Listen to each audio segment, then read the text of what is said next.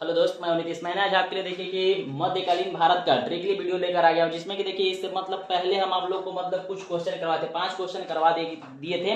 जिसमें मेरा अंतिम क्वेश्चन था कि मुगल साम्राज्य के शासकों के नाम बताना था उसमें, ठीक है, लेकिन उसमें नहीं बता पाए थे। लेकिन इसमें देखिए कि मुगल साम्राज्य के शासकों का नाम, ठीक है, मुगल साम्राज्य के शासकों का नाम एक छोटा सा पोएम है। देखिए छोटा सा एक पोएम है, इसको आप याद कर लीजिए। 4 लाइन का पोएम आप याद कर लीजिए। एक से मतलब पूरा मतलब टोटल 16 जितना भी मध्यकालीन देखिए मुगल साम्राज्य के शासक के 16 थे, उस 16 को आप याद कर लीजिएगा। देखिए मेरा क्या है, एक छोटा सा पोएम है। देखिए छोटा सा, उमर बाबा हुआ अकबर, ठीक है। उमर कहता है कि उमर बाबा हुआ अकबर, जहां शाह और वहां जहां, ठीक है, जहां शाह और वहां जहां फारू मुंह अहमद आलम शाह। देखिए फारू मुंह अहमद आलम शाह, अकबर भी दो जफर भी दो, ठीक है, अकबर भी दो और जफर भी दो। देखिए और जितना भी ये है क्या है भाई, उमर बाबा हुआ अकबर। इधर सीधा याद हो गया कि उमर हो गया बाबा कितना अकबर, उमर हुआ बाबा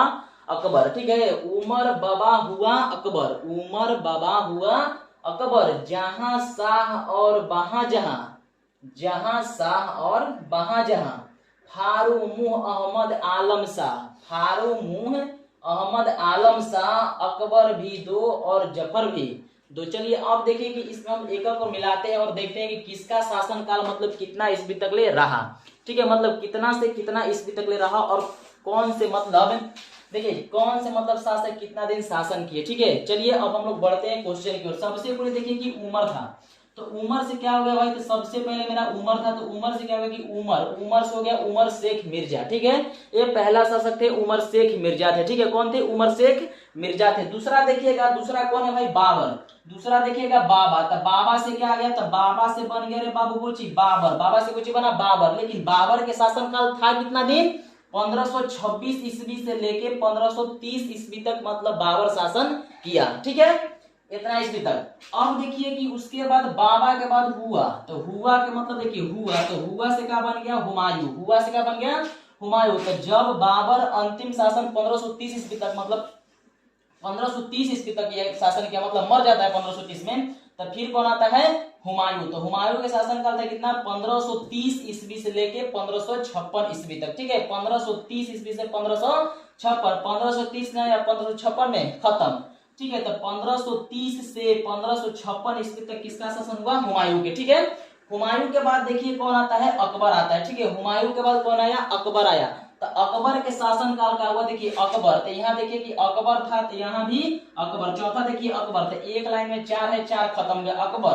तो अकबर के शासन काल 1556 ईस्वी से 1605 ईस्वी तक, मतलब कि 1556 में आता है और 1605 ईस्वी तक मतलब शासन करता, मतलब 1605 ईस्वी में मतलब द मतलब खत्म हो जाता है, ठीक है, 1605 ईस्वी में खत्म हो जाता है। उसके बाद फिर शासन किसका आ जाता है भाई, तो अब देखिए जहां, तो जहां से क्या बना, जहांगीर, ठीक है, जहां से क्या बना, जहांगीर। तो जहांगीर के शासनकाल जब 1605 ईस्वी में खत्म हुआ, तो 1605 ईस्वी में मतलब ई आया, फिर जहांगीर आया, और जहांगीर 1605 ईस्वी से लेकर 1627 ईस्वी तक क्या किया, शासन किया, ठीक है। 1605 ईस्वी से लेकर 1627 ईस्वी तक क्या किया, शासन किया, ठीक है। तो ये हो गया जहांगीर का शासनकाल कितना से, 1605 से 1627 ईस्वी तक। अब हम लोग देखते हैं जहां के बाद, देखिए जहां तो हो गया। अब जहां के बाद हम लोग आते हैं शाह पर, तो शाह में आते हैं, छठा मेरा क्वेश्चन शाह, तो शाह से हो गया शाहजहां, ठीक है, शाह से शाहजहां। शाहजहां के शासनकाल कितना था, 1627 ईस्वी से 1658 ईस्वी तक, ठीक है, 1627 से 1658 ईस्वी तक था, ठीक है।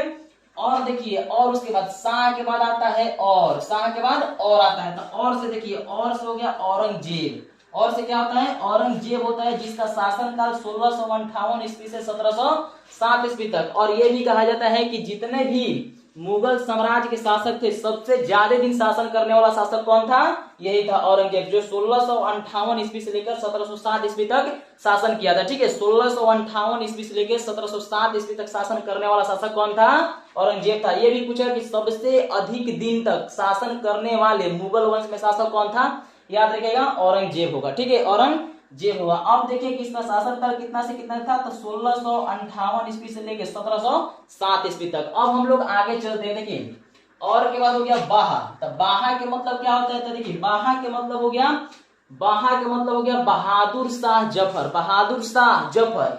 तब बहादुर शाह जफर के शासनकाल कितना था? तब देखिए 1658 में आया, 1707 अंतिम कर दिया। तब शुरुआत हुआ कहां से? 1707 से। तो 1707 में बहादुर शाह जफर आए और 1712 ईस्वी में गए। ठीक है, 1707 में आए और 5 साल मतलब शासन किए और उसके बाद चल गए। तब बाहा, अब देखिए बाहा के बाद है जहां। तब बाहा के बाद जहां है, तो जहां से देखिए जहादर शाह है, फिर उसके बाद कौन है? जहादर शाह। ठीक है, बहादुर शाह के बाद बहादुर शाह जफर के बाद कौन है? जहादार शाह है, जिसका शासनकाल क्या था कि ये जब 1712 ईस्वी में मतलब खत्म हो गए, तो उसके बाद कौन है? जहादर शाह, जो 1712 ईस्वी से 1713 ईस्वी तक मतलब शासन के, मतलब एक साल ही शासन के, उसके बाद ये भी खत्म हो गए। अब उसके बाद देखिए कि क्या अब कहता है कि फारू। तो फारू से देखिए फरू, तो फारू से हो गया, फारू लेके चलिए। तब फारू से हो गया फरखुशियर। फरखुशियर को मतलब घृणित काल के कवि भी कहा जाता है। फरखुशियर को घृणित काल के मतलब कवि कहा जाता है फरखुशियर को, देखिएगा। और फरखुशियर जो था कि 1700 मतलब 1713 ईस्वी में आता है और 1719 ईस्वी तक शासन करता है। जो मतलब कितना तक शासन किया? 6 साल तक लगातार शासन किया। ठीक है, जो 1719 में उसका मतलब शासनकाल समाप्त होता है। और उसके बाद अगला शासक कौन है? देखिए फारू के बाद हो गया मुंह। अगला शासक कौन है? अगला शासक है, देखिए अगला शासक है कोची मुंह। तो मुंह से हो गया मोहम्मद शाह। तो मोहम्मद शाह के शासनकाल कितना तक होगा? तो ये जब 1719 ईस्वी में खत्म किए, तो 1719 ईस्वी से 1748 ईस्वी तक किसका शासन चलेगा? मुंह, मतलब मोहम्मद शाह का शासन 1719 ईस्वी से 1748 ईस्वी तक चलेगा। ठीक है, अब उसके बाद आगे बढ़ते हैं अहमद। अहमद में चलिए, अहमद से क्या होता है भाई? तो अहमद के मतलब हो गया अहमद शाह, जो 1748 में जब मोहम्मद शाह का शासनकाल अंत होता है, तो अहमद शाह का शासनकाल शुरू होता है और 1748 ईस्वी से लेकर 1754 ईस्वी तक इनका शासनकाल चलता है, जो कि 6 साल तक मतलब ये भी शासन करते हैं। ठीक है, अब देखिए 1754 तक अब इनका जो हो गया अहमद शाह भी हो गए। अब चलिए अहमद के बाद देखते हैं कि आलम शाह लिखा हुआ है। तो आलम के देखते हैं कि आलम के क्या है। अभी शाह छोड़िए, आलम में देखिए, तो आलम से हो गया आलमगीर द्वितीय शासक थे। ठीक है, आलमगीर द्वितीय आदमी का नाम था जो शासक थे, जो जिनका शासनकाल 1754 ईस्वी से लेके 1759 ईस्वी तक चला, जो कि मतलब 5 साल तक ले शासन किए, जो 5 साल तक ले शासन किए। ठीक है, 1754 से लेके 1759 ईस्वी तक ये शासन किए। ठीक है, किनके बाद आए? तो अहमद शाह के बाद है। किनके बाद आए? अहमद शाह के बाद आलमगीर है। लेकिन आलमगीर कहेगा कि आलमगीरपुर अगर कह दिया, तो आलमगीरपुर की अगर बात लेता है तो याद रखिएगा उत्तर प्रदेश में एक जगह है आलमगीरपुर। ठीक है, लेकिन आलमगीर द्वितीय जो थे वो शासक थे। आलमगीर द्वितीय कौन थे? शासक थे, जिनका शासनकाल 1754 ईस्वी से लेकर 1759 ईस्वी तक था। अब हम लोग चलते हैं, देखिए आलम तो हो गए। अब देखिए शाह है, तो शाह से देखते हैं, शाह में आते हैं तो 14वां देखिए शाह है। तो शाह में कुछ हो गया शाह आलम द्वितीय। अब देखिए कि शाह आलम द्वितीय का शासनकाल 1759 ईस्वी से शुरू होकर 1806 ईस्वी तक ले चलता है। ठीक है, 1759 में शुरू होते हैं और 1806 ईस्वी तक ले चलते हैं। ठीक है, इनका शासनकाल इतना ही था, 1759 से 1806 ईस्वी तक।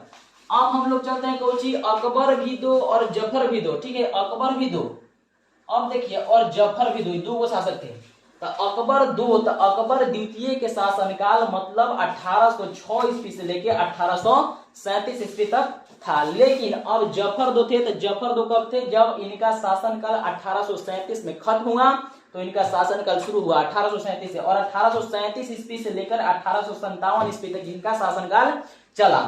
और देखिए कि मतलब जितना भी क्वेश्चन होगा भी होगा फॉर ग्रुप डी एग्जाम के। ठीक है, ग्रुप डी एग्जाम के जो भी भाई लोग तैयारी कर रहे हैं वो मतलब इनको एकदम कॉन्सेप्चुअल देख लीजिए और याद करें। ठीक है, एकदम लगातार इनका शासनकाल कितना तक चला। एक क्वेश्चन 1-2 आता ही आता है, लेकिन पूछ देगा कि इनका शासनकाल कब से कब था, ई किनके पहले है, ई किनके बाद है। पूछ देगा कि जहांदार शाह के पहले के शासक कौन थे, तब बहादुर शाह जफर थे, इनका शासनकाल क्या था भाई? तो 1707 ईस्वी 1722 भी था।